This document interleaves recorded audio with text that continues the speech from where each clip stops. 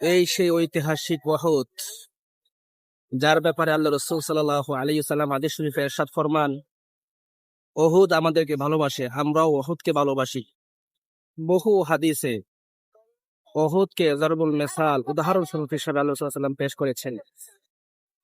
প্রায় 7 কিলোমিটার এলাকা জুড়ে এই ওহুদ অবস্থিত।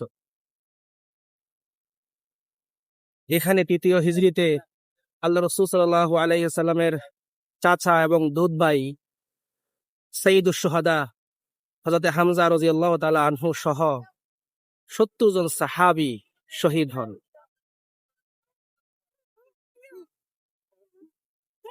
তাদের সকলেরই কবর এখানে এখন পর্যন্ত আলহামদুলিল্লাহ বিদ্যমান আছে।